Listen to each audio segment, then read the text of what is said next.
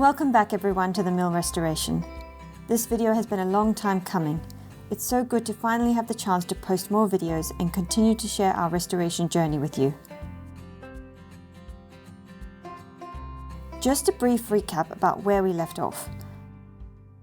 We dropped the kiln drying floor and began dismantling the interior concrete hopper inside. At the same time, we were prepping the inside of the main building for roofing. We were finally able to remove the last of the previous owner's belongings from the property, including a car that was no longer running.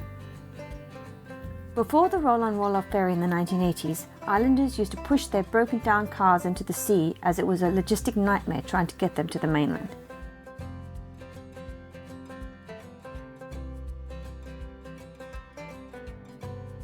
Before we could start on the roof, we had to wait for our first stage planning to be approved and for our scheduled 2-month road closure, as a large portion of the scaffolding encroached on the road.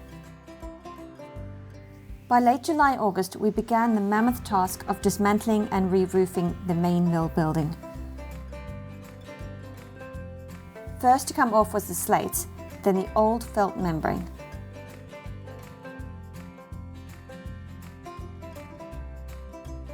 This was followed by the roof lights, which by now were only being held down by gravity. Any nails had long since rusted away.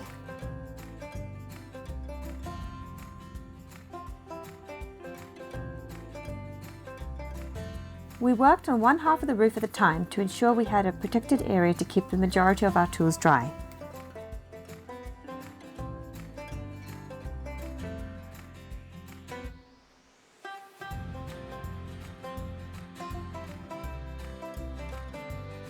Luckily, it was a good year, and while it did get foggy and drizzly, there were only a few days where it rained heavily.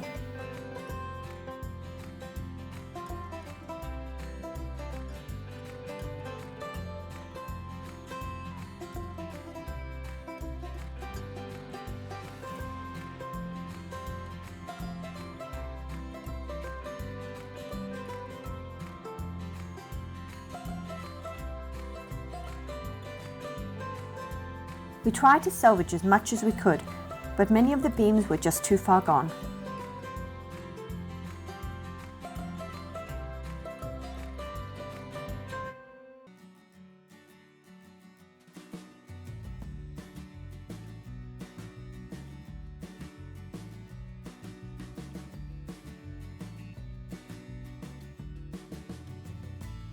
Large pieces of mill machinery were housed in the rafters of the old roof.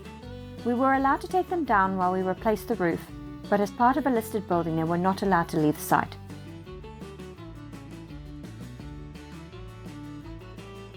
WD-40 became our new best friend as we separated the different paths to make it easier to manage. They have not run in 70 years but had likely been put in place in the late 19th century.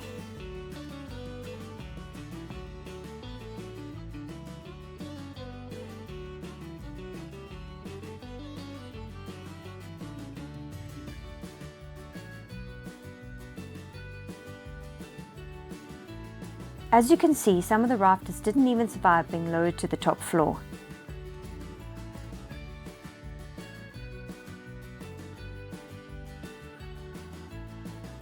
Eventually we had removed all the salvageable beams, so we could start using the chainsaw, which sped things up considerably.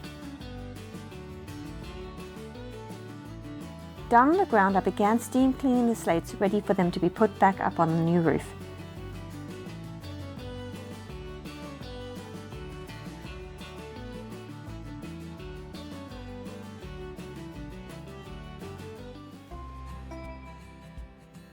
Initially I intended for the video to cover both the deconstructing and reconstructing of the roof, but in the end there was just too much footage.